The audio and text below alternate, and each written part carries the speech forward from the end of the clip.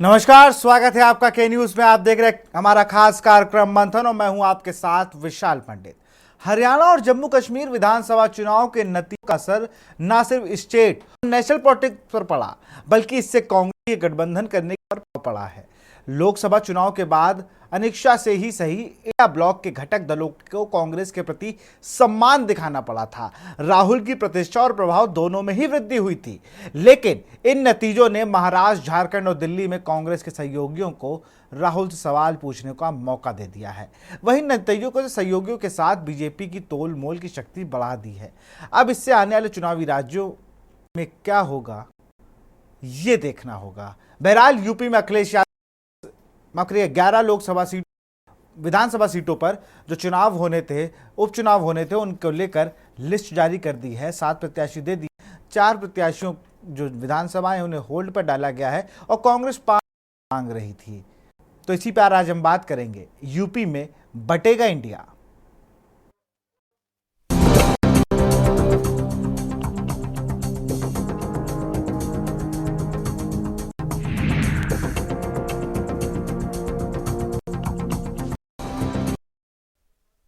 UP की बात करेंगे, लेकिन उससे महाराष्ट्र की बात कर। महाराष्ट्र के चुनावी नतीजे आते ही बीजेपी के कट्टर आलोचक, हरियाणा के नतीजों के बाद आलोचक संजय राउत की प्रतिक्रिया ने कहा कि बीजेपी शानदार तरीके से चुनाव लड़ा। चुनाव बीजेपी ने हारी हुई बाजी को जीत लिया। कांग्रेस की ओर से साफ इशारा करते हुए संजय राउत ने कहा कि हम कश्मीर क्योंकि ब्लॉक ने मिलकर चुनाव लड़ा, हरियाणा क्योंकि कांग्रेस को हमें कोई नहीं चाहिए, हम तो खुद ही तत्पर हैं और जीत लेंगे। संजय राउत की बातों का मतलब साफ है। महाराष्ट्र विधानसभा की सीट बंटवारों की बात आई तो उद्धव शिवसेना अपने अधिक सीट मांगेगी और कांग्रेस को उनसे जबरदस्त मोर्चा करना पड़ेगा। वहीं शिवसेना ठाकरे की ही नेता प्रियंका चतुर्वेदी ने जोर इशारा कर दिया। प्रियंका ने कहा कि कांग्रेस को धर्म निभाना चाहिए, कांग्रेस अपना आत्मचिंतन करे, आने वाले राज्यों में कांग्रेस उनके साथ लड़े। प्रियंका ने कहा कि महाराष्ट्र में सीएम कैंडिडेट चुनाव से पहले हो जाए। वहीं अगर बात करें तरीके से झारखंड है, बहुत सी चीजें हैं। महाराष्ट्र को आप ऐसे नहीं आंक सकते। दिल्ली की बात करें, भी कुछ महीनों में विधानसभा चुनाव होने हैं और कह रहा है कि यहाँ लोकसभा चुनाव कांग्रेस और यहाँ चुनाव इन दोनों पार्टियों से किसी को भी एक सीट नहीं मिली थी। इसके बाद ये गठबंधन टूट गया था लगभग। कांग्रेस पार्टी दिल्ली आज भी शून्य हो गई है। पार्टी प्रवक्ता प्रियंका ने साफ कह दिया कि दिल्ली में कांग्रेस के साथ चुनाव के लिए कोई गठबंधन नहीं होगा।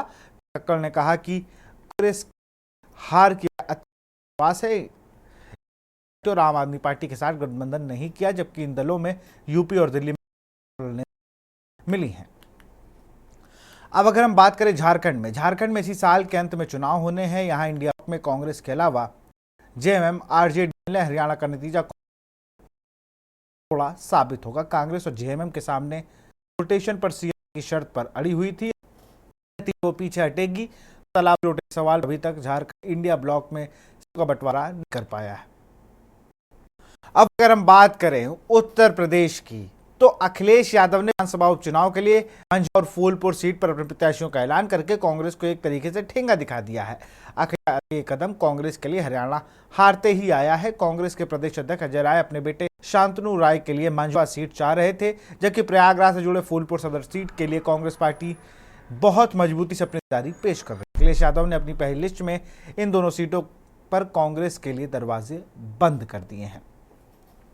खैर, हमारे संवाददाता कुछ राय रही लखनऊ से, कानपुर से, प्रयाग से, उन्होंने बताया वहां का समीकरण सुन लेते हैं। उत्तर प्रदेश में 10 विधानसभा सीटों पर उपचुनाव होने हैं। उपचुनाव को देखते हुए राजनीतिक पार्टियों अपने प्रत्याशी करना कर दिया है। कानपुर में भी विधान सीट के लिए समाजवादी पार्टी ने पूर्व विधायक इरफान सोलंकी की पत्नी नसीम सोलंकी को चुना। प्रत्याशी की घोषणा हो चुकी है। उसके बाद अब जो है राजनीतिक गलियारों में प्रत्याशी लेकर जीत की गूंज भी सुनने लगी।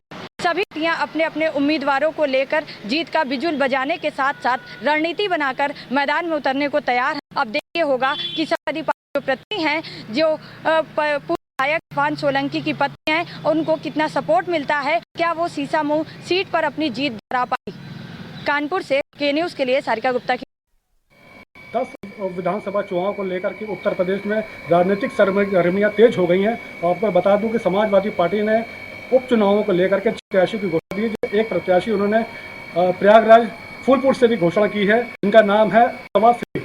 मैं आपको बता दूं कि इस पे जो है समाजवादी पार्टी दोबारा है अपना दांव खेलने जा रही है। 2022 में वो जो विधायकी का इलेक्शन हुआ था, विधानसभा का चुनाव था 2022 में, उसमें भी मुस्तफा सिद्दीकी को उन्होंने अपना कैंडिडेट बनाया था, लेकिन वो प्रवीण पटेल बीजेपी के प्रवीण से वहाँ पे हार गए थे और बीजेपी के प्रवीण पटेल जो वहाँ पे विधायक बने थे। उसके बाद 2024 में लोकसभा चुनाव में प्रवीण पटेल जो सांसद के लिए चुन लिए गए, तो वहाँ की सीट खाली को लेकर उप विधानसभा चुनाव होने, जिसको लेकर के समाजवादी पार्टी मुस्तफा सिद्दीकी को वहाँ प्रत्याशी घोषित किया है। मैं आपको बता दूं कि मुस्तफा सिद्दीकी जो है 2017 जीत करके आए थे, करके उनको जो है उसके बाद उन्होंने यहाँ से निलंबित कर दिया गया और वो जो है सपा में शामिल हो गए थे। और सपा में शामिल होने के बाद से ये सेकंड टाइम है जब समाजवादी पार्टी उनके ऊपर दांव खेलने जा रही है। और 2022 में ऑलरेडी उनको वो जो है प्रवीण पटेल के खिलाफ लड़ा चुके हैं, जहां से वो मामूली अंतर से हार गए थे, लेकिन इस बार फिर से एक बार उन पर दांव खेला जा रहा है। और 2024 में इस उप विधानसभा चुनाव में उनको जो है समाजवादी पार्टी से कैंडिडेट घोषित किया गया है। मैं मधु दरबारी, के news India, Prayagraj. Samajwadi party ने अपने 6 प्रत्याशी मैदान पर उतार दिए हैं। इंडिया गठबंधन के तहत अभी तक यही बातें चल रही थी कि उत्तर प्रदेश के उपचुनाव में कांग्रेस और समाजवादी पार्टी 5-5 सीटों पर चुनाव लड़ सकती है, लेकिन अब अकेले ही समाजवादी पार्टी ने अपने 6 कैंडिडेट्स मैदान पर उतारे हैं, तो रही बाकी बची 4 सीटों की बात। अब आगे देखने वाली बात यह होगी कि उन 4 सीटों पर कांग्रेस कितने पर दावेदारी करती है और समाजवादी पार्टी और कांग्रेस के बीच में क्या ऐसी बातें बनती है जो कितनी सीटें कांग्रेस को जाए और बाकी बची सीटें समाजवादी पार्टी के खेमे में होगी। और उसके बाद होने वाले उत्तर प्रदेश में उपचुनाव के लिए दोनों किस तरीके मैदान पर उतरेंगी और उपचुनाव की सीट हासिल करने के लिए दोनों किस तरीके से चुनाव लड़ेंगी। वीडियो जर्नलिस्ट आदित्य तिवारी के साथ शिवा शर्मा, के न्यूज़, लखनऊ। केजरीवाल ने कल अपनी एक सभा में जब वो पार्षदों को संबोधित कर रहे थे तब उन्होंने क्या कुछ कहा था, जरा वो सुन लीजिए, फिर मैं चर्चा पे आगे आऊंगा। चुनाव से सबसे बड़ी सबक यही है कि ओवर कॉन्फिडेंस मत करना कभी भी। किसी भी चुनाव को हल्के में नहीं लेना चाहिए। हर चुनाव कठिन होता है, हर चुनाव में हर सीट कठिन होती है। मेहनत करनी है और लड़ाई मत करना, अपने एमएलएज के साथ लड़ाई मत करना। सब लोग मेहनत करना, मेहनत नहीं करेंगे तो, और इस चुनाव के अंदर सबसे इंपॉर्टेंट रोल आपका होगा। चलिए इसी चर्चा करेंगे। पूजा मिश्रा हमारे साथ, प्रवक्ता सपा है, बहुत बहुत स्वागत है आपका। प्रखर श्रीवास्तव हैं आप प्रवक्ता, आपका भी बहुत बहुत स्वागत है। सबसे पहले पूजा आप ही के पास चलेंगे। मंझवा और फूलपुर सीट दोनों ही कांग्रेस मांग रही थी, लेकिन आपने दोनों पे ही प्रत्याशी घोषित कर दिया है। खैर 5 सीटें मांग रही थी कांग्रेस, तो अब तो आप 4 बची हैं। इन चारों पर क्या होगा? क्या इंडिया अलायंस यहाँ पर भी सिर्फ हमें दिल्ली में ही सेंट्रिक दिखेगा, यानी लोकसभा चुनाव में ही दिखेगा, बाकी तितर बितर हो जाएगा? पहले तो आपको नमस्कार और इस डिबेट में उपस्थित सभी प्रवक्ताओं को मेरा नमस्कार। और आप कह रही थी जो मांग रही थी वो फूलपुर मांग रही थी। मुझे समझ में नहीं आता ये मीडिया वालों के पास खबर कहाँ जाती है। हमारे पास तो लिस्ट आई नहीं कि जो है ये लिस्ट है, ये मांग रहे हैं, लेकिन आप लोग के पास आ जाती है। बुरा नहीं मानिएगा, मीडिया वाले मंत्रा हो रखे हैं। आप और कांग्रेस का गठबंधन टूटा है तो समाजवादी पार्टी और जो है कांग्रेस का कैसे रह रहा है। देखिए विशाल जी, मजाक को अगर साइड करते हैं तो उत्तर प्रदेश में बाई इलेक्शन में समाजवादी पार्टी और जो है कांग्रेस का गठबंधन है। आज की तारीख में हम गठबंधन में हैं और बाई इलेक्शन में गठबंधन में जा रहे हैं। अगर आप 6 सीटों की बात करते हो तो देखा जाए इनमें से 4 सीटें जो है हमारी ही रही है और 2 सीटें जो आप कह रहे हैं पचवा, जिसमें जो है निषाद पार्टी के थे विधायक, और एक फूलपुर हो गई। फूलपुर आपको पता होगा कि जब पिछली बार मुस्तफा सिद्दीकी जी लड़े थे तो बहुत कम मार्जिन से, मान के चलिए लास्ट मोमेंट में, ये चाहे फूलपुर लोकसभा का चुनाव रहा हो चाहे फूलपुर विधानसभा का चुनाव रहा है, ये दोनों ही चुनाव में जो है अगर आप मार्जिन उठा करके देखेंगे तो लास्ट के 4 राउंड में जो है ये इस तरीके से जबरदस्ती कह लीजिए नाक का खेल आता है माननीय डिप्टी सीएम जी का। चाहे जो भी कारण आ जाता है, अचानक से डिप्टी सीएम जी पहुंचते हैं काउंटिंग के अंदर में और लास्ट मोमेंट में जाके 1500 2000 इस इतने अंतर से जो है वोट जीते, तो हम यहाँ पे बहुत मजबूत है। और हम पहले से तैयार था कि हरियाणा का परिणाम आ गया, वहां पे कांग्रेस नहीं जीती, या फिर जम्मू एंड कश्मीर में जीती। अगर कांग्रेस जो है हरियाणा में सरकार बनाती, हमने तो पहले ही कहा कि हम जो है त्याग करते हैं। हमारा मानना है कि अगर जो है जनहित में समाजवादी पार्टी को त्याग करना पड़े, तो समाजवादी पार्टी तो तैयार है। समाजवादी पार्टी हमेशा बड़ा दिल दिखाती है, चाहे जब वो जो है लोकसभा के चुनाव रहे हो, चाहे वो विधानसभा के चुनाव रहे हो। अभी भी जो है हम ओपन टू डिस्कशन है, और जो अलायंस में है, अलायंस में है, अलायंस जो हमारे शीर्ष नेतृत्व है वो अब बैठ करके डिस्कशन करेंगे। डिस्कशन करने के बाद में आप देखेंगे कि हम जो है अलायंस में चुनाव लड़ रहे हैं। अगर प्रत्याशी की बात करते हैं कि पहले प्रत्याशी घोषित कर दिया, तो 2024 के जब एमपी के इलेक्शन होने थे विशाल जी, तब भी हमने प्रत्याशियों को जो है जारी की हुई थी। इसीलिए जारी कर दी थी क्योंकि ये बहुत जरूरी है। भाजपा पे आपने भी जो है माननीय राष्ट्रीय अध्यक्ष अखिलेश का सदन में पहला संबोधन सुना होगा, जिसमें उन्होंने कहा था कि अगर की 80 सीटें जीत जाते हैं तो भी हम ईवीएम पे प्रश्न उठाते हैं, और हमें ईवीएम पे भरोसा नहीं रहता, क्योंकि हमारे यहाँ पे ये कहा जाता है कि अगर आपको तैयारी करनी है तो इस तरीके से तैयारी करने की मार्जिन इतना क्रिएट हो जाए हमारे जो प्रत्याशी हैं उनमें और भाजपा के प्रत्याशी में, ताकि अगर धांधली करना भी चाहे तो किस एक्सटेंट तक करेंगे। तो अब इसके साथ में तैयारी करते हैं। हम ना तो भाजपा पे भरोसा करते हैं, ना इनके द्वारा प्रयोग की जा रही है इलेक्ट्रॉनिक मशीन पे जो है हम भरोसा करते हैं। हम अपने जो है कर्म पे भरोसा करते हुए जनता के बीच में कार्य करते हैं। तो हमारा था कि जैसे ही ये चुनाव खत्म होंगे हरियाणा और जम्मू एंड कश्मीर को, उसके बाद में बाय इलेक्शन आना है उत्तर प्रदेश का, तो हमें तैयार रहना है। यूपी के प्रभारी राष्ट्रीय महासचिव हैं अविनाश पांडे, उन्होंने बयान दिया कि हमसे तो पूछा भी नहीं गया, हमें तो बताया नहीं गया। अभी आप लोग के माध्यम से, मीडिया के माध्यम से मुझे पता चला कि सपा ने लिस्ट जारी कर दी है। पर मुझे ऐसा लगता है कि जो कोऑर्डिनेशन कमेटी है इंडिया अलायंस की, मुझे जो है डिस्कशन चल रहा है, और मुझे लगता है कि ये भी जल्दी क्लियर हो जाएगा कि कांग्रेस कितनी सीट पर लड़ रही है और समाजवादी पार्टी कितनी सीटों पर लड़ रही है। चलिए मैं प्रखर के पास चलूंगा। प्रखर, आम आदमी पार्टी इन सब मामलों में अपना स्टैंड बहुत क्लियर रखती है। अगर वो साथ है तो है, नहीं है तो नहीं है। हरियाणा में वो नहीं गई साथ में, और दिल्ली में क्या होगा, आपकी एक प्रवक्ता कह रही है कि हम नहीं लड़ेंगे साथ में। फिलहाल प्रवक्ता ने अपनी तरफ से बात कह सकते हैं, हो सकता है पार्टी कॉल ना हो, लेकिन एक बड़ा सवाल यही है कि जैसे यूपी में आप अलग, बाद में अलग, जैसे बंगाल में आप अलग अलग लड़ा इंडिया ब्लॉक, लेकिन बाद में वो रिप्रेजेंट एक ही कर रहा है। क्या उस स्थिति में होगी दिल्ली में? क्योंकि यूपी में तो आपको खुद पता है कि आपका प्रदेश अध्यक्ष ही नहीं है, लगातार उसमें चीजें उस तरीके की हो रही हैं।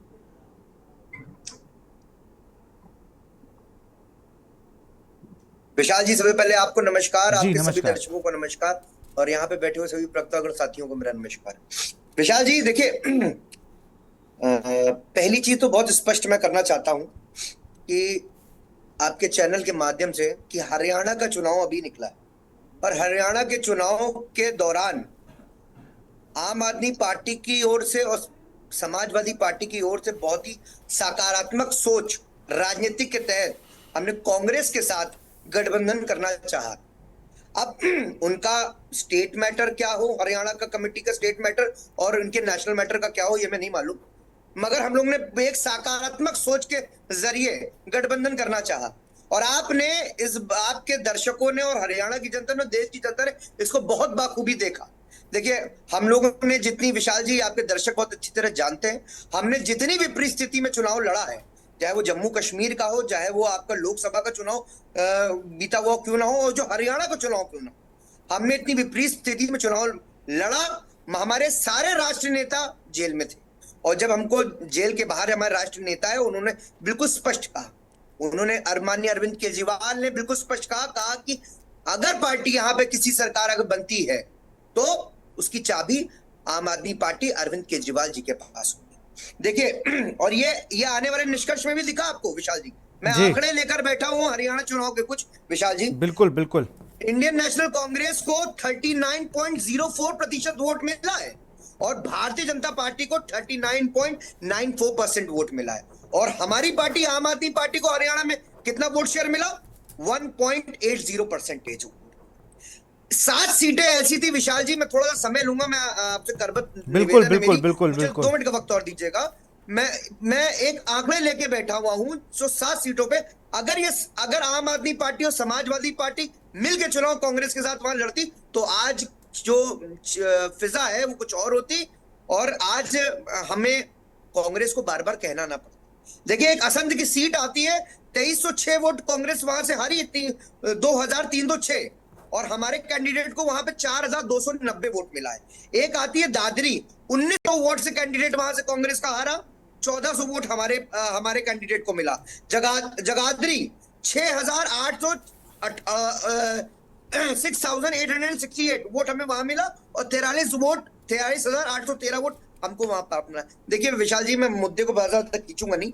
ऐसी 6 से 7 सीटें थी जहां पे अगर सकारात्मक सोच अगर कांग्रेस की कमेटी रखती, आदरणीय पूर्व मुख्यमंत्री अखिलेश यादव का सम्मान करा जाता, आम आदमी पार्टी के हमारे माननीय मुख्यमंत्री श्री अरविंद केजरीवाल, पूर्व मुख्यमंत्री अरविंद केजरीवाल का सम्मान करा जाता, तो आज कांग्रेस जिस तरीके से कुछ मार्जिन ऑफ वोट आ रही थी, हम लोग तो साफ साफ विशाल जी कह रहे थे, हम तो लगातार कह रहे थे कि इंडिया गठबंधन की वहां सरकार बननी चाहिए, कांग्रेस पार्टी अपना मुख्यमंत्री बनाए, कांग्रेस अपनी सरकार बनाए, इंडिया गठबंधन की वहां सरकार बनना चाहिए थी। खैर, निश्चित तौर पे ये तो कांग्रेस के लोगों को आप मंथन करना पड़ेगा कि उनसे क्या हुआ क्या नहीं हुआ। खैर, मैं फिर सराहना करूंगा समाजवादी पार्टी का जिस तरीके से कांग्रेस का उत्तर प्रदेश में धरातल था 2 सीटें थी, उन्होंने 17 सीटें देने का काम किया। और तौर पे अखिलेश यादव जी ने बिल्कुल अपना बड़ा दिल, बड़ा नेता की तरीके से एक बड़ा दिल दिखाया। आम आदमी party unconditional support Samajwadi party का कर रही है और करती रहेगी। विशाल जी, चलिए, बिल्कुल, बहुत अच्छी बात है। और ये मेरा कहने का मतलब ये नहीं है कि गठबंधन टूट गया, मैं क्लियर कर दूं। बट गया का मतलब इन सेंस ये है कि भाई क्या अलग अलग लड़ेंगे, अपनी अपनी सीटें सब लोग लड़ेंगे, क्योंकि बार बार ये ना लगे कि भाई मैं टूटने की बात कर रहा हूं। नहीं, अब क्या है कि कांग्रेस बड़े भाई की भूमिका में नहीं है। अब आप लोगों को बार्गेनिंग करने का मौका मिल चुका है। अब आप जैसे अभी आप 10 सीटें मांग रहे थे, वो आपको 5 दे रहे हो। अब इस स्थिति में कांग्रेस नहीं रहेगी। प्रखर, आप कुछ कहना चाह रहे हो? देखिए, मैं बिल्कुल, आप सही कह रहे हैं। देखिए, हर प्रदेश, देखिए हम राष्ट्रीय मुद्दों पे तो साथ में है कांग्रेस के, हम इंडिया गठबंधन के साथ कंधे से कंधा मिला के राष्ट्रीय मुद्दों पे खड़े हुए हैं। देखिए, प्रदेश की राजनीति का जो समीकरण होता है वो अलग होता है। बिल्कुल। अब जैसे आपने बिल्कुल भी बहुत अच्छी बात कही, दिल्ली में हम लगातार 3 बार सरकार बना चुके हैं। भारतीय जनता पार्टी को मुंह की खानी पड़ी है हमारी वजह से, हमने 3 बार को खदेड़ के बाहर करा है। और सबसे बड़ी बात विशाल जी मैं कहूंगा, एमसीडी, ये लोग कहते थे ना 15 साल से भारतीय जनता पार्टी उस पर कब्जा करे हुई थी। एमसीडी का मतलब भारतीय जनता पार्टी हुआ करती थी, वहां से हमने इनको उखाड़ के बाहर फेंका। तो निश्चित तौर पर आम आदमी पार्टी दिल्ली में हम प्रचंड बहुमत की सरकार ने, और आज देखिए निर्लजता देख रहे हैं विशाल जी। मैं जरूर एक बात अंकित करूंगा आपकी इस सम्मानित और चर्चित डिबेट के अंदर कि किस तरीके से एक एलजी साहब ने फिर से षड्यंत्र रचा, एक मतलब प्रेसाइडिंग मुख्यमंत्री का सामान निकाल के बाहर फेंक दिया। इन लोगों ने बेशर्मी की पराकाष्ठा सारी विशाल जी पार कर दी। चलिए, मैं आऊंगा आपके पास। मैं जरा वरिष्ठ पत्रकार हमारे साथ महेंद्र सिंह जी जुड़ चुके हैं। महेंद्र जी, अगर हम बात करें कि इंडिया ब्लॉक में हम सारी चीज़ें ठीक मांग रहे हैं, लेकिन जब स्टेट वाइज आता है तो यहाँ पर मैं देख रहा हूँ, जैसे अब हरियाणा में मुझे लगता है 2% के करीब वोट मिले हैं आम आदमी पार्टी को, और यही 1-2% अगर वोट कांग्रेस में होता तो सरकार बन गई होती। जो स्थिति दिख रही थी उसी स्थिति में दिखती कांग्रेस, लेकिन वहाँ हुड्डा परिवार ने उसको आड़े हाथों ले लिया।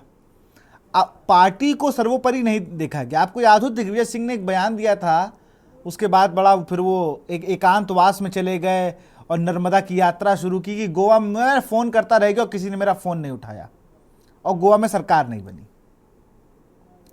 तो ऐसा मुझे लग रहा है कि कांग्रेस पार्टी में जैसे 99 या 100 सीटें आई, उसके बाद एकदम से ये हुआ कि भाई अब मेहनत नहीं, अब तो हम जीत गए हैं, फला पार्टियां हमारे साथ हैं और इनको हमारे साथ रहने की इनको ज़रूरत है। नहीं, अगर उनकी वजह से आपको सीटें आ गई हैं तो मेहनत तो उनके कार्यकर्ता भी कर रहे हैं।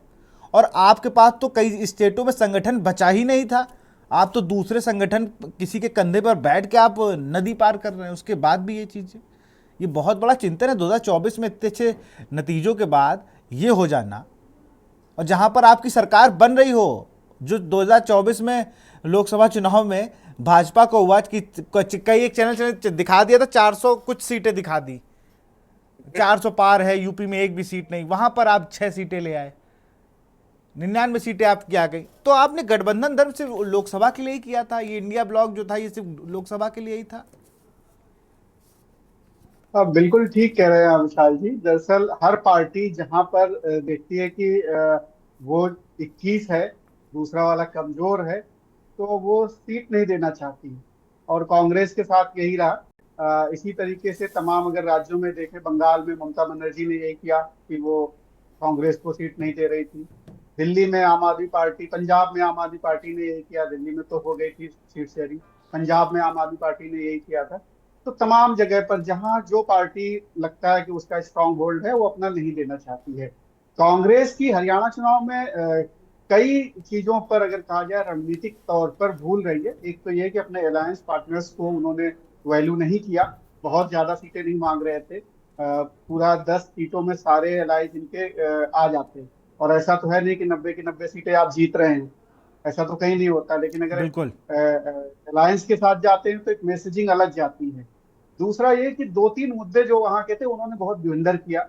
एक तो ये कि जो जाटों वाला मुद्दा था, खास तौर पर उसको वो ठीक से टैकल नहीं कर पाए। जाट और नॉन जाट का जो मुद्दा वहां पर चल रहा था, बीजेपी ने ओबीसी और महादलित को एकजुट करने में कामयाबी हासिल की।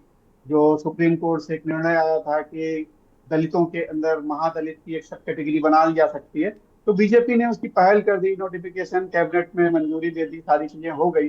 कांग्रेस उस पर अपना रुख साफ नहीं कर पाई और इसका खामियाजा हुआ, क्योंकि वहां पर जो दलित कम्युनिटी है वो करीब 21% के आसपास जो है, उसमें से 14% के आसपास तो महादलित उसको एड्रेस किया बीजेपी ने, और वो बीजेपी के साथ गए। कन्विंसिंग होने के बावजूद बीजेपी ने अपने वोट्स को कंसोलिडेट कर लिया। कांग्रेस ओवर कॉन्फिडेंस में थी, कांग्रेस को ये लग रहा था कि बिल्कुल लैंडस्लाइड विक्ट्री उसकी होने वाली है, और इस वजह से उन्होंने आम आदमी पार्टी खासतौर पर केंद्रीय नेतृत्व तो चाह रहा था, लेकिन लोकल वहाँ खासतौर पर हुड्डा परिवार जो है उसने दरकिनार कर दिया, क्योंकि वो कुछ ज्यादा ही इतनी ज्यादा है कि वो जीत जाएंगे। और बीजेपी की तरफ से शुरुआत में ऐसा दिख भी रहा था, जैसे मुख्यमंत्री बदला, उन्होंने तमाम चीजें की, इन लोगों को ये लग रहा था कि इससे कोई फर्क नहीं पड़ेगा, लेकिन बीजेपी ने ऐन मौके पर ये सारी चीजें जो की, तमाम लोगों को टिकट नहीं दिए, तमाम लोगों को प्रचार प्रसार से दूर रखा। मैं तो देख रहा था कि 24 जगह उन्होंने टिकट बदली, वहां 12 जीत गए। युवाओं पर फोकस किया। जी बिल्कुल, युवाओं पे फोकस किया उन्होंने। जो किसानों का मुद्दा बड़ा ऐसा लग रहा था कि डेंट करेगा, उस मुद्दे को भी वो टैकल कर ले गए। इसके अलावा जो खिलाड़ियों वाला मुद्दा था उसको भी वो टैकल कर ले गए, और एक और नैरेटिव चलाया कि हुड्डा सरकार में दलितों का शोषण हुआ। हुड्डा सरकार, जब कांग्रेस की सरकार जब हुआ करती थी तो दलित सुरक्षित नहीं थे, ये नैरेटिव हरियाणा में चल गया। और इसके पीछे आप ये समझिए कि जब कांग्रेस में बात चल रही थी, हुड्डा परिवार खिलाफत कर रहा था शैलजा की टिकट को लेकर के। शैलजा दलित कम्युनिटी से आती है और वो चुनाव लड़ना चाह रही थी, उनको टिकट सिर्फ और सिर्फ हुड्डा परिवार ने वीटो लगाया, टिकट नहीं लेने दिया। तो इसका मैसेज गया कि देखिए हुड्डा परिवार सत्ता में आएगा, और हुड्डा परिवार में कोई बदलाव हुआ नहीं, अभी मानसिकता वही है। और इस नैरेटिव को बीजेपी ने वहां पर बहुत ज्यादा प्रसारित किया, लोग कन्विंस हुए। दूसरा, दलित महादलित में उन्होंने महादलित को अपनी तरफ करने में कामयाबी हासिल की, क्योंकि उन्होंने सब कैटेगरीज को मान्यता दे दी, वहां पर लागू कर दिया वहां पर। तो इस तरीके से बीजेपी तो अपना किला सिर्फ न बचा पाई, बल्कि वो और आगे बढ़ी उससे। मतलब जिस तरीके से मुझे लग रहा है जिस तरीके से अन्य मुद्दे जो उठाए गए वो सब शैडो कर दिए इन्होंने, सारे मुद्दे उन्होंने अपनी तरफ कर लिया। आप सब बने रहिए हमारे साथ, यहाँ वक्त एक छोटे से ब्रेक का। आप देख रहे हैं के न्यूज खबरों।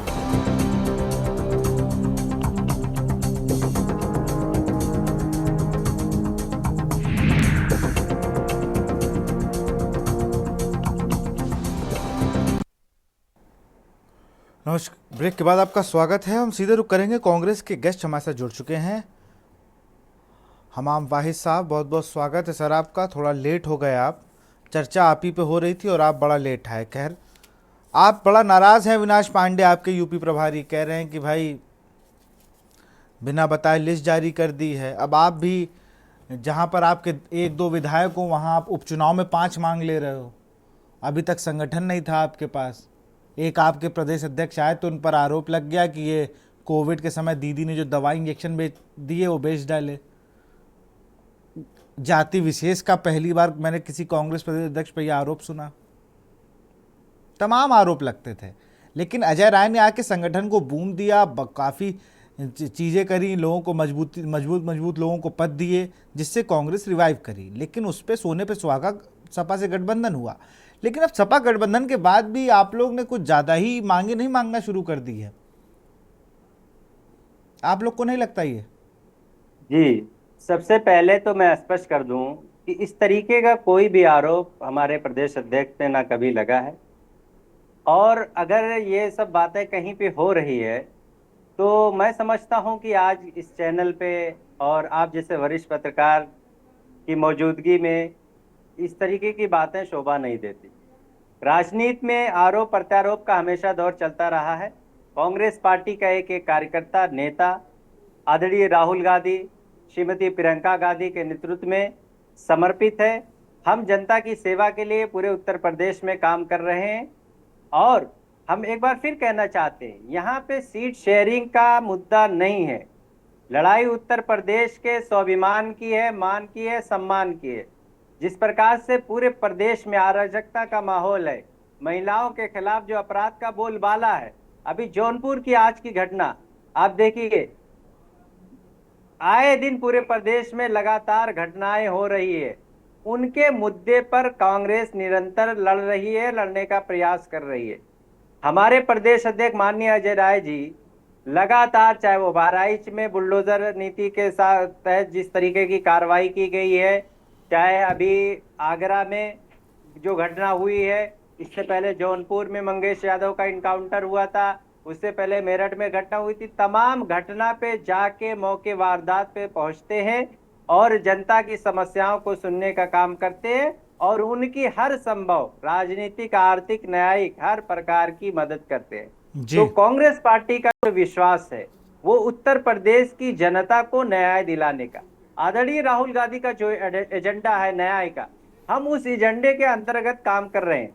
मैं आपको याद दिलाता हूं कि हरियाणा चुनाव से पहले आदरणीय अखिलेश यादव जी ने भी कहा था कि मुद्दा जो है वो सीट का नहीं है, 1-2 सीट का नहीं है, देश को बचाने का चुनाव है, संविधान को बचाने का चुनाव है, और जो न्यायिक एजेंडा है हम लोग का, न्याय का जो सिद्धांत है, हम उस सिद्धांत के अंतर्गत लड़ाई लड़ना चाह रहे हैं। बिल्कुल, और अच्छी बात उसी है। प्रकार से उत्तर प्रदेश में उपचुनाव में कांग्रेस पार्टी इंडिया गठबंधन के साथ चुनाव मैदान में जाएगी।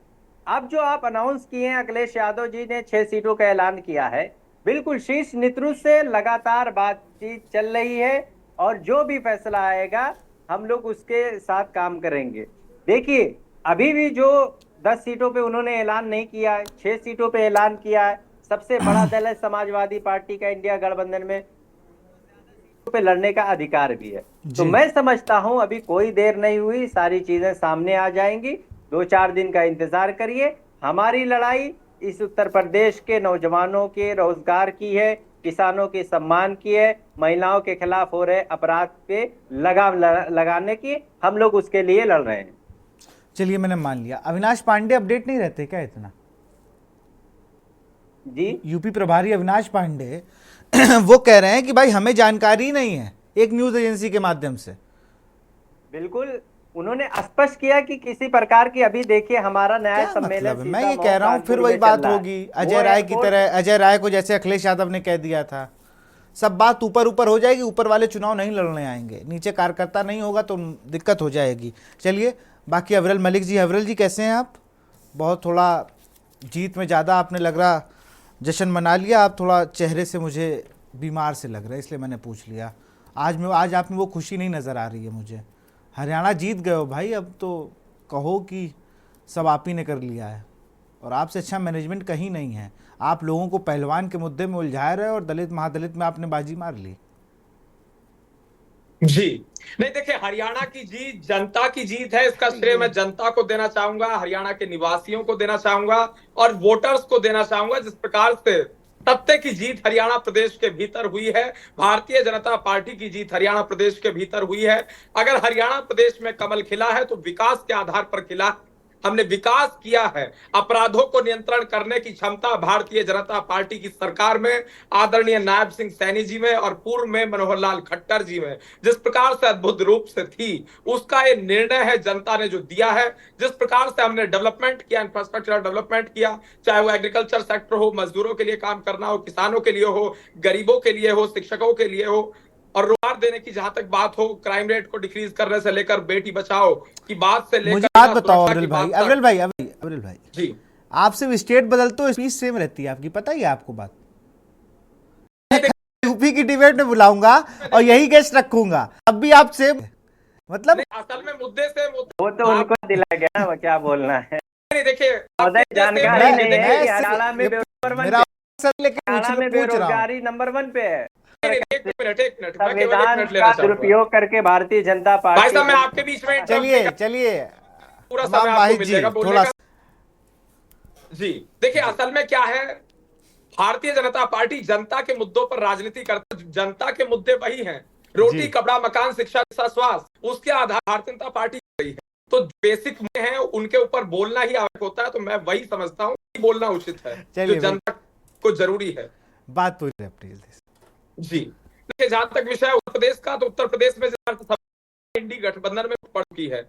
इंडी गठबंधन में फूट पड़ी है क्योंकि अगर इनका कोई पॉजिटिव एजेंडा होता तब तो ये एकजुट रहते, लेकिन एक एजेंडा है मोदी हटाओ के एजेंडे के बढ़ने वाले लोग हैं। अगर इनका एजेंडा होता विकास करना तब ये एकजुट हो सकते, लेकिन आज इनके एजेंडे में शामिल नहीं है। महिला सुरक्षा इनके एजेंडे में शामिल नहीं, किसानों का भला इनके एजेंडे में नहीं है ये, लेकिन इसके ऊपर पे रखकर बंदूक चलाएंगे। डिबेट सब नजर आता है, चाहे वो बात हो राकेश टिकैत जी की, किसानों के कंधे पर बंदूक चलाएंगे, उनके बच्चों को कोर्ट करते रहेंगे बैठकर, या फिर अब नया मुद्दा उठा ले सोनम वांगचुक जी को कोर्ट करते रहेंगे। तो सोशल एक्टिविस्ट, चाहे वो योगेंद्र यादव हो, प्रशांत भूषण हो, तो जो इस प्रकार के सोशल एक्टिविस्ट हैं उनके क्या बयान होते हैं, उस आधार पर ये तय करते हैं कि इन्हें क्या राजनीति करनी है, क्या एजेंडा चलाना है, उस आधार पर ये तय करने वाले लोग हैं। लेकिन जनता ये देख तय करती है वोट किसे देना है कि गरीब के कल्याण की योजनाएं कौन चला रहा है, और वो हम आ रहे हैं, इसीलिए जनता हमें पसंद कर रही है। इन्हें कभी नहीं करेगी क्योंकि मोदी हटाओ एजेंडे पर चल रहे हैं, और यदि चल रहे हैं, माननीय प्रधानमंत्री नरेंद्र मोदी जी भी हटाओ के चल रहे हैं, बेरोजगारी हटाओ के एजेंडे पे चल रहे हैं, भ्रष्टाचार हटाओ के एजेंडे पे चल रहे हैं, रोजगार देने के एजेंडे पे चल रहे हैं, गरीबों के हित के लिए काम कर रहे हैं। कपड़ा मकान से लेकर आप इस बात को समझ लीजिए, आवास देने तक का काम कर रहे हैं। आवास देने की बात हो, पेयजल पहुंचाने की बात हो, बिजली पहुंचाने की बात हो, शिक्षा देने की बात हो, गरीब इस क्षेत्र में हम काम कर रहे हैं। सड़कों सड़क में गड्ढा है, गड्ढे में सड़क मालूम नहीं होता था उत्तर प्रदेश में, लेकिन आज सड़क स्पष्ट रूप से नजर आती है उत्तर प्रदेश में, और कहीं का कोई सड़क गड्ढा नहीं है। ये हमारी कामयाबी है। चलिए, पूजा में कुछ कहना चाह रही थी, पूजा जी। विशाल जी, आप मुझे इजाजत दे तो मैं आपको वीडियो अभी भेज व्हाट्सएप पे, आप दिखा दीजिए। हाँ बिल्कुल, भेज दीजिए मैं अविरल भाई को भेज दूंगा। आप मुझे भेज दीजिए, मैं अविरल भाई को भेज दूंगा। बिल्कुल आप भेज दीजिए। अविरल भाई लगता है यूपी में रहते नहीं, थोड़ा इसको यूपी के गांव देहात का भ्रमण करा दीजिए, कैसे बोलने जाते हैं, पता चल जाएगी। चलिए मैं आऊंगा आपके पास, जब पूजा जी को बात कंप्लीट कर लेने करिए। अभी बिजली की बात की तो आपको पता होगा, बहराइच में आपके ऑफिसर्स के बयान आते हैं, ये नहीं आते हैं कि बिजली की आपूर्ति होती, वो कहते हैं, आपके ऑफिसर्स के बयान हैं कि अगर यहाँ पे बिजली की व्यवस्था होती तो रेडियो को पकड़ने में आसानी होती। बिजली की व्यवस्था नहीं है, और आपको भी इस चीज की जानकारी होगी विशाल जी कि उत्तर प्रदेश जैसे हमारी जब सरकार थी, जितना बिजली प्रोडक्शन किया करती थी, अब उतनी बिजली प्रोडक्शन नहीं कर पा रही, उससे कम कर रही है, और उसका परिणाम ये निकल करके आ रहा है कि आपको बाहर से बिजली लेनी पड़ रही है, दूसरे प्रदेशों से बिजली लेनी पड़ रही है, जिसका परिणाम ये निकल कर आ रहा है कि आप बिजली आपूर्ति नहीं कर पा रहे हैं। सदन में खड़े होकर भाई आपके विधायक आपसे प्रश्न कर रहे हैं बिजली आपूर्ति को लेकर के, आपकी सदन में आपके विधायक आपसे बहस कर रहे हैं, सरकार से सवाल कर रहे हैं कि बिजली आपूर्ति, ये तो बिजली हर 15 मिनट महिला के साथ अपराध हो रहा है। ये बड़ी विडंबनाजनक है, और इस पे अगर आप गाल बजाते हैं तो आपको नहीं बताना चाहिए, पहली बात। और दूसरी बात जो है, अभी शिक्षा की बात कर रहे थे, तो शिक्षा का स्तर तो इस कदर है कि आपने भी देखा होगा, कुछ दिन पहले की बात है कि आपके न्यूज में ही वो चल रहा था कि छात्रों को बाहर निकाल करके वीडियो बनाया जाता है, और वहां पे क्या होता है कि जो बिल्कुल जो प्रबंध होते हैं स्कूल के ऊपर कार्रवाई क्या की जाती है, स्कूल चल रही है, बनाते हैं कि नहीं, फीस नहीं पे कर पाए। हम उस समय है जहाँ राइट टू एजुकेशन है कि सबको मुफ्त जो है एजुकेशन मिलना चाहिए, फिर प्रावधान, बहुत सारे प्रावधान बने हुए, जैसे 5% जो है प्राइवेट स्कूलों को भी बच्चों को फ्री में एजुकेशन देना पड़ेगा जो आर्थिक सबल नहीं है, पर वहां पे इस तरीके की चीजें निकल के आती हैं। अगर आप ये मुद्दों पे आते हैं ना कि आपने धरातल पे कार्य किया है, तो धरातल पे आपने कार्य नहीं किया है। आप ये बिल्कुल सही माने कि आपने हरियाणा, पता है कैसे सरकार बनाई हुई है, कांग्रेस माने या ना माने, उस शैलजा और हुड्डा जी की जो खींचतान चल रही थी ना, उसको शॉर्ट आउट नहीं कर पाई, ये फैक्ट है। अगर उठा करके आप देखेंगे तो जो है चित्र, एक अंबाला सीट है, अंबाला सीट से जिसको जो है हुड्डा जी देना चाह रहे थे चित्रा जी को, चित्रा जी सेकंड पोल की हुई है, वहीं पे जिसको टिकट दिया, जो शैलजा जी की पैरवी ने उन्हें पाल जी को टिकट दिलवाया, वो जो है बहुत कम वोटों से, उनको 14,000 वोट मिले, उन्हें 14,000 वोट काटे, मैं कह लूंगी चित्रा जी को मिले, सेकंड पोल किया उन्होंने, और आपका जो प्रत्याशी जीता वहां पे वो 7,000 वोटों से जीता। तो इस तरीके की जो खींचतान थी उसका फायदा मिला आपको।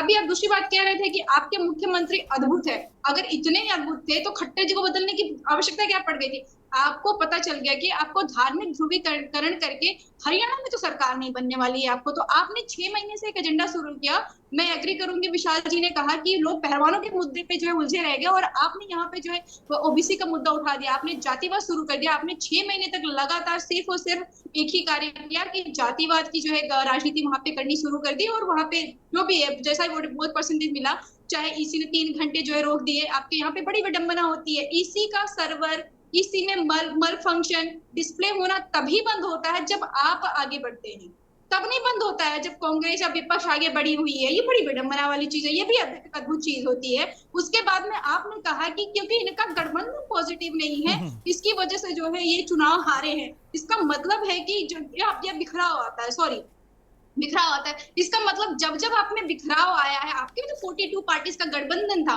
बट उसके बाद में भी आपके 38 पार्टीज का गठबंधन है, इसका जब जब बिखराव आया, चाहे वो जेजेपी के साथ में रहा हो, चाहे पीडीपी के साथ में रहा हो, इसका मतलब पॉजिटिव एजेंडा लेके आप चल नहीं रहे थे।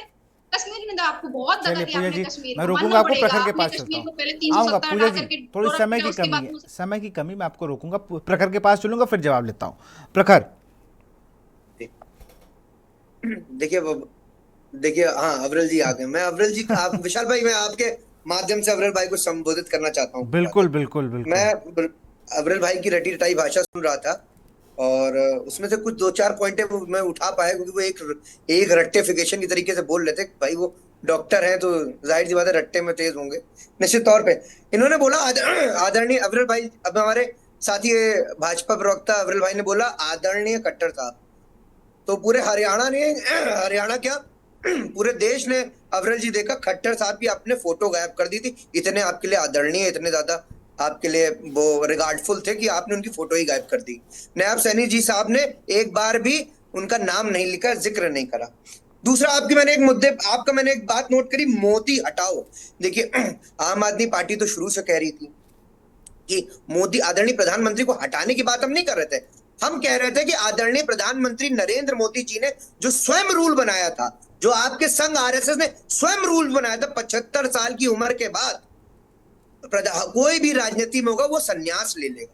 तो हम तो नैतिकता के आधार पर कह रहे थे कि प्रधानमंत्री नरेंद्र मोदी जी अब अगले साल 75 साल के पूरे होने वाले हैं, तो अब उनको नैतिकता के आधार पर प्रधानमंत्री पद से इस्तीफा देने, जिस तरीके से लाल कृष्ण आडवाणी का उन्होंने राजनीति खत्म करी, ये बात कहकर कि 75 साल के हो गए, उनको खत्म करना चाहिए। अच्छा विशाल जी, सबसे बड़ा रोचक अब ये होगा कि आदरणीय प्रधानमंत्री नरेंद्र मोदी जी, विशाल जी कहते रहते थे मुफ्त की रेवड़ी।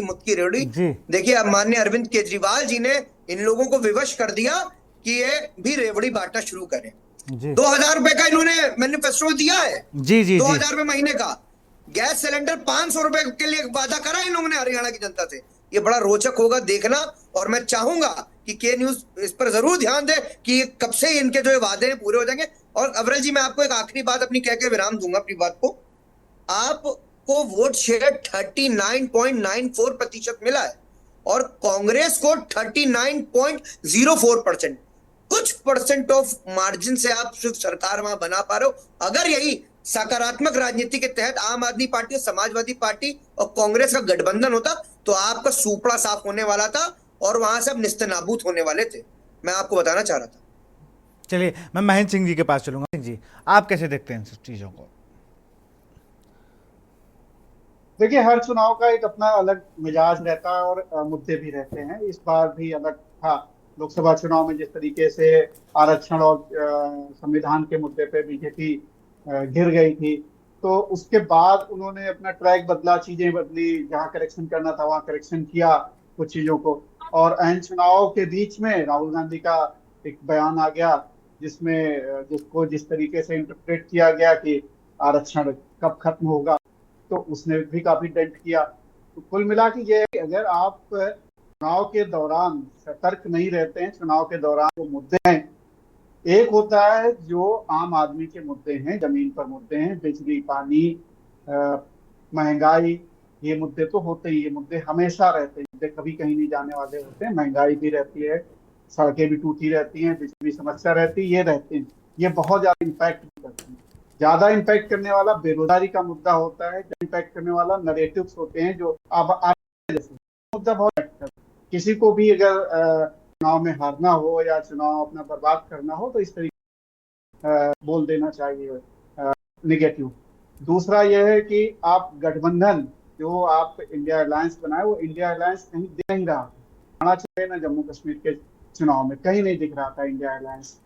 अलग अलग लोग चुनाव लड़ रहे थे, और महाराष्ट्र में जिस तरीके से भी आने वाले चुनाव हैं, वो इसी दौरान वहां भी मीटिंगें चल रही थी और कोई निर्णय हो पा रहा था किसको क्या टिकट है, कितनी मिलनी चाहिए, कितनी नहीं, सीट शेयरिंग का मामला वो भी चल रहा था। तो वो भी इम्पैक्ट। अब ऐसा नहीं होता है कि आप महाराष्ट्र में कुछ बात कर रहे हैं और हरियाणा में उसके बारे में खबर नहीं आती है। सोशल मीडिया हो गया है, न्यूज हो गई, सब जगह। अमेरिका में बोले तो भी वही बात है, इंडिया में बोले तो भी वही बात है। तो अब चीजें बहुत तेजी से बदलती हैं। तो इंडिया गठबंधन का एक तो इम्पैक्ट ना रह पाना, ये एक मायने रखता है हरियाणा के चुनाव में। जिस तरीके से अगर कहा जाए कि कांग्रेस जीतते जीतते हार गई और बीजेपी हारते हारते जीत गई, अपना राज्य बचा लिया उन्होंने, तो उसके पीछे सिर्फ और सिर्फ मैं ये कहूंगा स्ट्रेटजी रही उनकी। सही समय पे उन्होंने जो चीजें करेक्ट करनी थी वो करेक्ट की उन्होंने, और वहीं पर कांग्रेस अति आत्मविश्वास का शिकार रही और उसने किसी की नहीं सुनी। एक परिवार वहां पर बहुत डोमिनेट कर रहा था, उस परिवार ने कांग्रेस की नैया वहां डुबोई। तो ये एक कहा जाना चाहिए कि हार जो है कांग्रेस की अपनी अंदरूनी वजह से, चूकों की वजह से, ब्लंडर्स की वजह से हुई है वहां पर, वरना वो वहां पर आराम से भी सरकार में होते और सरकार चला रहे होते। अब रही बात कि उत्तर प्रदेश चुनाव में किस तरीके से समाजवादी पार्टी या महाराष्ट्र के चुनाव में किस तरीके से इनका वजन रहेगा, कांग्रेस पार्टी का वजन रहेगा, तो निश्चित तौर पर इनका वजन थोड़ा कम हुआ है। अखिलेश यादव ने जिस तरीके से टिकट घोषित कर दिए हैं, तो ये साफ है कि अखिलेश यादव अपने हिसाब से निर्णय कर रहे हैं, कोई सलाह या कोई कुछ नहीं। क्योंकि बहुत दिनों से इस पे बात चल रही थी कि 1 सीट दी जाए या 2 सीट दी जाए, कौन सी सीट दी जाए। तो अखिलेश यादव ने अपना एक तरीके से कह दिया है कि भाई आपको अगर कुछ परवाह है हमारी तो ठीक है, बात कर लीजिए, नहीं तो हम तो अपने हिसाब से अपनी स्टाइल से चुनाव लड़ेंगे। क्योंकि वो हरियाणा में चाह रहे थे कि 1-2 सीट दे दीजिए। हाँ, हरियाणा एमपी तो चाह ही रहे थे कि हम लड़ें, क्योंकि वो अपने आप को राष्ट्रीय पार्टी कहते हैं कि देश की तीसरी सबसे बड़ी पार्टी, तो हम कहीं भी लड़ सकते हैं। अब तो वो कहते हैं इस चीज को। एक रहता है कि नेशनल लेवल पे अगर मिल जाए उसको तो ठीक है। बीएसपी जैसे नेशनल लेवल पे कहीं कहीं चुनाव लड़ती है तो नेशनल लेवल का दर्जा उसको प्राप्त है। आम आदमी पार्टी तो नेशनल पार्टी हो ही गई है, उसकी जगह 2 जगह सरकारें हैं उसकी। तो इस हर पार्टी क्षेत्रीय पार्टी, हालांकि अभी तक क्षेत्रीय पार्टियों को ये नहीं था कि वो राष्ट्रीय पार्टी बने, लेकिन अब थोड़ा सा लगने लगा कि वो राष्ट्रीय पार्टी बनना चाहती है। तो समाजवादी पार्टी भी मध्य प्रदेश में जिस तरीके से उनकी इंसल्ट की गई, कमलनाथ ने जिस तरीके से कहा था कौन अखिलेश वखिलेश, तो इसी तरीके से हरियाणा में उनको एक तरीके से इंसल्ट ही मानी जाएगी। हाँ, तो ये कांग्रेस की पॉलिटिक्स जो है, ये कांग्रेस कभी कभी बहुत अति आत्मविश्वास में आ जाती है, उसको फिर वो अपने एलाइज, अपने किसी की कोई फिक्र नहीं होती है। तो ये एक तरीके से कहा जाए कि हार के लिए पूरी तरीके से जो जिम्मेदार है कांग्रेस है, खुद से कांग्रेस है, सही स्ट्रेटजी नहीं बना पाई और उस तरीके से वो हार हुई। अब एक खिलाड़ी जिसका मुद्दा वुमेन सेंट्रिक था, महिलाओं के को लेकर के था, उसको आप पॉलिटिक्स में ले आते हैं, टिकट दे देते हैं, वो भी तो इम्पैक्ट करता है। कि वो जो नैरेटिव सेट हो रहा था कि बीजेपी महिलाओं के खिलाफ है, बीजेपी जो महिला खिलाड़ी हैं उनके साथ जिस तरीके से बर्ताव किया गया था जंतर मंतर पर, तो वो एक नैरेटिव सेट हो रहा था। अब उस नैरेटिव को आपने टिकट दे करके अपनी पार्टी में शामिल करके वो नैरेटिव ही खत्म कर दिया। बिल्कुल। उससे वो आंदोलन उनका खत्म हो गया कि अच्छा ये तो पॉलिटिकली इन्फ्लुएंस था। तो इस तरीके के ब्लंडर किए हैं। ऐसा नहीं है कि बीजेपी ने उनको हरा दिया। बीजेपी अपने आप से जीती है, अपनी स्ट्रेटजी से जीती है, और ये अपनी गलतियों से और जो हारे हैं। मैनेजमेंट है बीजेपी का, वो भी मुझे लगता है सारी पार्टियों को सीखना चाहिए। उनके पास जो मैनेजमेंट है ना, शान से इस बार लड़े। मैं आपके माफ कीजिएगा, कांग्रेस प्रवक्ता के पास चलूंगा जो जल्दी से, फिर मैं फाइनल कमेंट अवरल मलिक से लूंगा। अब आम चिंतन का दौर है, राहुल गांधी फिर से दिल्ली जोड़ो यात्रा करने वाले हैं और तमाम चीज़ें हैं। लेकिन एक बड़ा सवाल है कि जब आप राज्य में चुनाव लड़ने जाते हैं तो आपको वहाँ पर किसी भी पार्टी को, रीजनल पार्टी को तरजीह नहीं दे रहे हो आप। और ये महाराष्ट्र, झारखंड में आपको करना होगा, दिल्ली में भी ये चीज़ होगी। वहाँ पर आपको बड़े भाई छोटे भाई थोड़ा झुक के काम करना पड़ेगा भाई। अनम्यूट कर लीजिए। जी देखिए, मैं आपको स्पष्ट कर देता हूं कि आदरणीय राहुल गांधी ने कहा है कि ये विचार की लड़ाई है और कांग्रेस पार्टी निरंतर संघर्ष करती रहेगी। हमारी लड़ाई जो है वो एक लंबी लड़ाई है। जिस प्रकार से भारतीय जनता पार्टी और नरेंद्र मोदी की सरकार इस देश के संसाधनों पर, इस देश के संविधान पर और इस देश के तमाम जो परंपराएं हैं उस पर हमला कर रही है, हम उसके खिलाफ निरंतर लड़ते रहेंगे। अब मैं आता हूं आपकी बातों का जवाब देने के लिए। जो आपने कहा है कि कांग्रेस पार्टी जो अलायंस होते हैं, जो राज्य की स्टेट की पार्टियां, उनके साथ तालमेल अच्छी तरीके से नहीं कर रही। अगर आपको याद होगा 2024 का जो बीता चुनाव लोकसभा का गया, तो जिस प्रकार से चाहे वो समाजवादी की बात हो, चाहे शिवसेना की बात हो, चाहे आम आदमी पार्टी की बात हो, हर पार्टी के लोगों ने कांग्रेस पार्टी को दबाने का प्रयास किया और हमने हर पार्टी, हर दल का सम्मान किया। हर तरफ हम झुकने को तैयार हुए। पंजाब में हम किस तरीके से तालमेल चाह रहे थे, आम आदमी पार्टी की वजह से नहीं हुआ।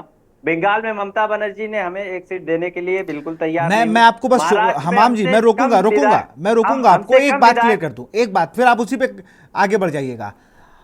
बंगाल में अधीर रंजन चौधरी, पंजाब में आपकी जो लोकल वहां पर संगठन था उसका इंटरफेयर, मध्य प्रदेश में कमलनाथ, हरियाणा में जो हुड्डा परिवार, और यूपी में जिस तरीके से अखिलेश यादव ने कहा कि भाई मेरे लेवल का नेता ही नहीं है कोई अभी कांग्रेस में, यूपी में।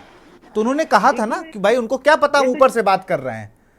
ये तो चुनाव में इस तरीके की आरोप प्रत्यारोप, भाषणबाजी होती रहती है। अरे वोटर नहीं समझता ये वोटर नहीं समझता है। मैं समझता हूँ अखिलेश यादव ने 17 सीट कांग्रेस पार्टी को दी, जो सम्मानजनक सीटें थी। बिल्कुल, तो तालमेल होता है, बातचीत आगे निकलती है तो सारी चीजें क्लियर होती है। यहाँ तक जो कांग्रेस पार्टी पे आरोप है कि कांग्रेस तालमेल बनाने में विफल रहती है, ऐसा कुछ नहीं है। कांग्रेस पार्टी इस देश के संविधान के लिए, इस देश की परंपराओं के लिए, इस देश में जिस प्रकार भारतीय जनता पार्टी नौजवान विरोधी, किसान विरोधी, महिला विरोधी, जिस प्रकार से उनकी नीतियां चल रही, उसके खिलाफ लड़ने के लिए जो भी दल, जो भी संगठन हमारे साथ आएगा, हम खुशी खुशी उसको एक्सेप्ट करेंगे और सम्मानजनक सीटों के साथ न्याय की लड़ाई में। चलिए, बिल्कुल न्याय की लड़ाई है और आप इस लड़ाई में थोड़ा सा सारे दलों को संजो के रखेंगे, एक धागे बनने का काम करें, सारे मोतियों को पिरो लें। क्योंकि समय की कमी है, अवरल भाई माफ़ी चाहूँगा आपसे भी, क्योंकि समय की बिल्कुल कमी है। पूजा मिश्रा आपका बहुत बहुत शुक्रिया, आप सभी का बहुत बहुत शुक्रिया। प्रखर भाई, महेंद्र जी, अवरल जी और हमाम साहब, बहुत बहुत शुक्रिया आप सबका। हम आज बात कर रहे थे कि यूपी में इंडिया गठबंधन बटेगा क्या। अब देखना होगा। फिलहाल दोनों तरफ से कहा जा रहा है, चाहे वो कांग्रेस हो या सपा, कि बहुत अपर लेवल पे बातचीत चल रही है। अब इस बातचीत से निर्णय क्या निकलता है, 4 सीटों पर प्रत्याशी आना शेष हैं, इसमें कितनी सीटों के साथ संतोष करना पड़ेगा कांग्रेस को, अब ये देखना होगा। क्या इस उपचुनाव के बाद से कुछ और राजनीतिक तस्वीरें देखने को मिलेंगी। फिलहाल ये एक चर्चा का विषय है। मंथन में फिलहाल इतना ही। देख रही के न्यूज़ इंडिया। नमस्कार।